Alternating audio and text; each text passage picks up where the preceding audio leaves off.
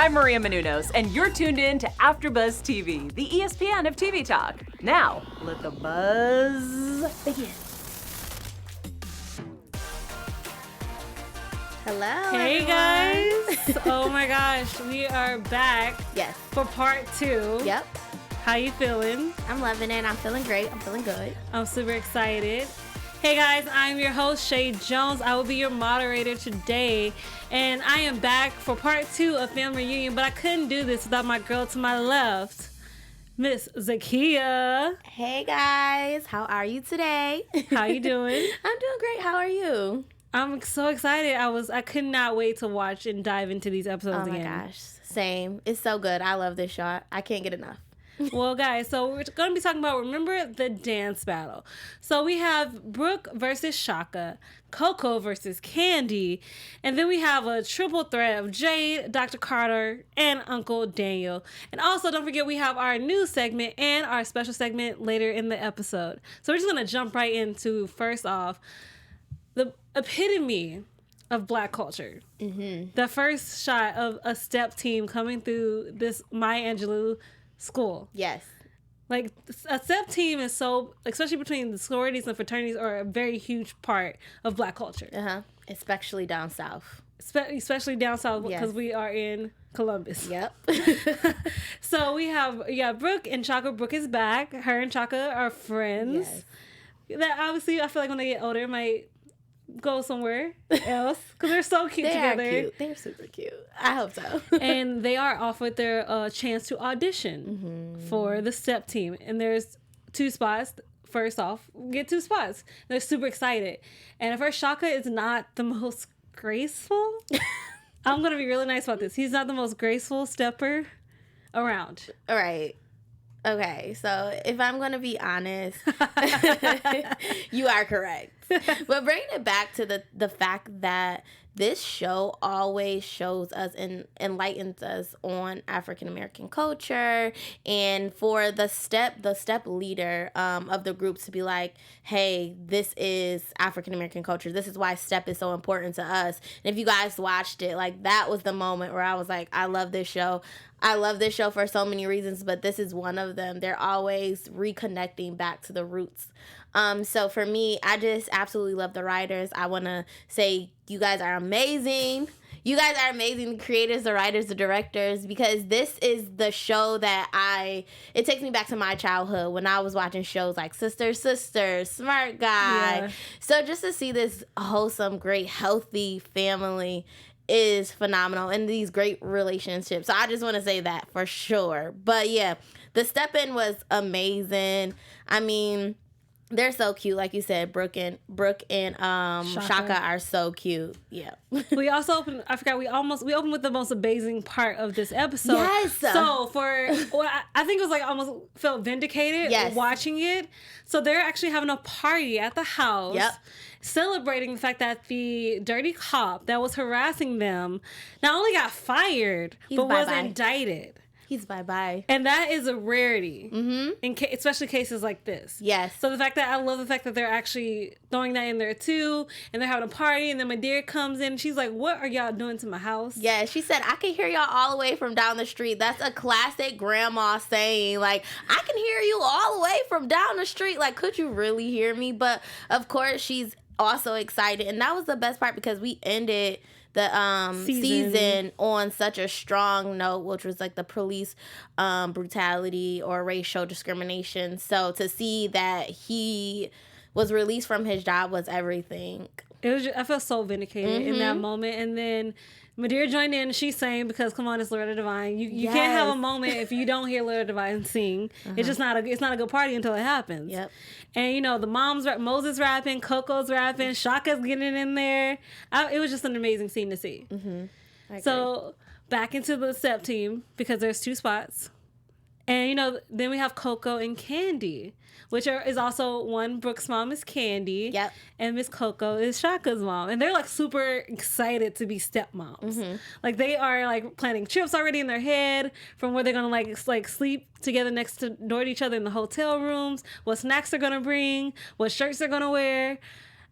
I think it's, like, more, like, their dream also. Yeah. Because they wish they would have been on a step team. versus, I mean, granted the kids wanted too, but not as much or as fiercely.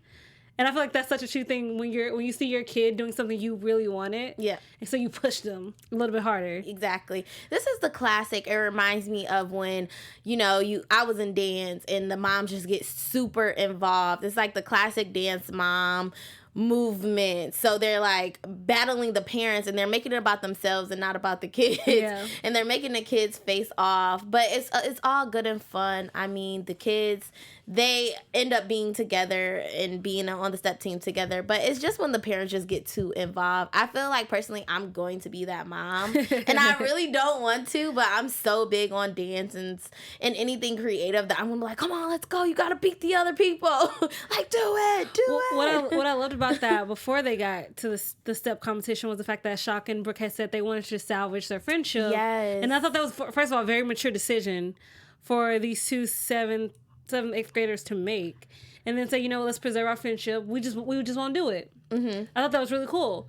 But then obviously Candy opened her mouth. Yeah. And then Coco has to defend her son, obviously. Then Madeira has to come and give her 2 cents. Yep. Because in Candy's mind, Shaka never follows through. And that moment was funny because after that, obviously, like they, after she left or got kicked off the porch, whichever we can call it, Madeira said, you really got to work on that boy's follow through. And she's like, wait, she can't say that because she's not family. Exactly. I can say it because I'm family, which is a very true statement in most households. Yep. I can say what I want to say because this is my family. Anybody else, I got an issue. Mm-hmm. And then obviously it becomes really intense because both Candy and Coco are pushing the kids super hard. And the moment when Tia is who plays Coco is walking around with the stick, it legit reminded me of the Sister episode in season 6. Yeah. Having her Debbie Allen moment. Yes. In the most fun way. And then her getting into it too. I was just like, okay, like you got moves, Coco. Did you hear though the drop where the girl Brooke's mom is actually a dancer for Sierra? I don't know if it's true, but she said she was in the Sierra video. She said Sierra, Justin Timberlake, Britney Spears. Yes, so she's been a dancer for a while. Her up. I'm gonna definitely look her up and bring that information back to everyone. But she's been dancing for a while. But I feel like in this episode they learned from their kids. Like although they were like pushing them and going hard and being like, yeah, we gotta win, they learned that although that was fun or it's great to be a winner, that we have to be together. And when Shaka and Brooke actually won together, they reunited and said, wow, that was silly, so I think they learn from their children. I think that's the beauty of parenting. I really don't know what parenting is about, but from this episode I saw that. I mean, but before they won, they were actually competing against each other at the step team competition. My gosh, yes. And then both moms are like cheering them on and then get into their own battle, pushing the kids completely out of the way as if this is not about them. Mm-hmm. Of course. I mean, it was really funny. And then, obviously, the security guard comes in.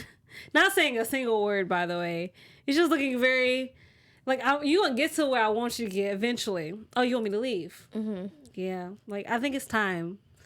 Because y'all went a little far. Like, you push both of your kids out the way to compete against each other when it's not about you.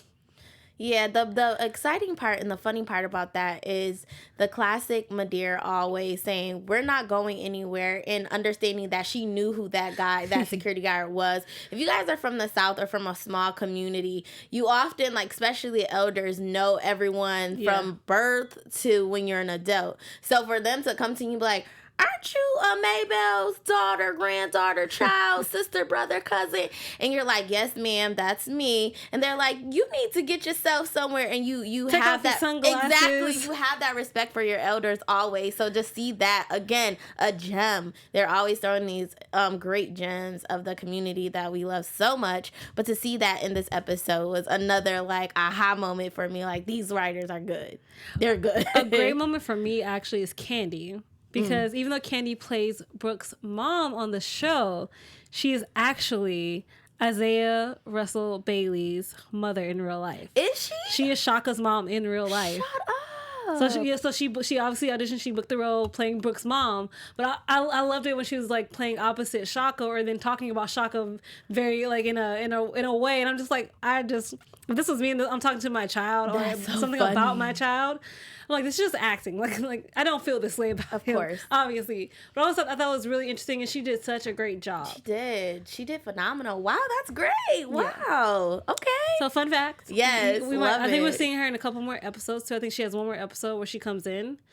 But, yeah, that was his mom. Okay, keeping it in the family. Brooke's mom. I love. Yeah, at first she said she didn't want him to act. She didn't want him to go through the same thing she went through as an actor. Wow. But he wanted it so much. So she, said, you know what? You want it? Let's do it. Oh my gosh. It just shows that not even on the show. They're not even great parents on the show, but they're great parents outside of the show. Definitely. So, I mean, she stood up so well for Brooke. And, of course, Coco stood up so well for Shaka. And they got involved in this crazy way, but they're great parents. Yeah. They wanted something better for their children. So that's commendable. And to see that she's actually getting involved even more as he's acting and being on the show. I love that. I didn't know that. I'm glad you told me that. I live to tell people that. Yes. That's how it works. I thought it was interesting too because, like you were saying, you were in dance. Like you think you'd be one of the moms who would be a dance mom, but I think it's also in a moment where your children teaches you. Yep. Like even in the Instagram post that they posted, it said friends first, then steppers. Yes. I thought that was a very great thing to see, and also for them to also be reminded we were friends before this. No matter if you won or I lost, or if we both won, we still remember we have to be friends first and not let everything else come in the way of that. Of course. I thought that was a great message. And now we're on to Miss Jade. Jade is not passing math. And I love the fact that the teacher actually has a doctor. Like she got her PhD. She seems to be very accomplished, and she really does want to make a difference. And I think a tough love, especially in high school, is needed. Mm-hmm. Because especially I think this generation now is so much more in tune to their phones than even I was in high school, that you have to knock some sense into them. Like, get out your phone, please wake up, because these are going to be things you're going to need for your life. Mm. And when she said, I think she said how these problems you're doing right now are going to help you solve your problems later in life. Wow. And that's why you need it. When she said, I was like, wow, I wish somebody would. That was deeper than the math problem. It was deeper than what math actually is. Mm-hmm. But the solution is still the same. If you're able to solve problems with equations, eventually that'll shift into every other aspect of your life. But then obviously we come to find out that Dr. Carter is dating Uncle Danny. Yes.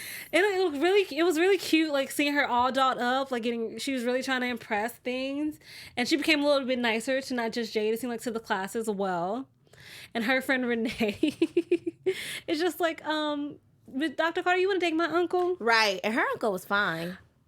I'm just saying. Hold on. Before we get to the fine uncle, I'm gonna help this out because Dr. Carter overheard Jade trying to get Danny to keep dating her at least until she can pass her midterm. Mm-hmm. Because if she didn't get a B, she wouldn't be able to go on the class field trip to Six Flags.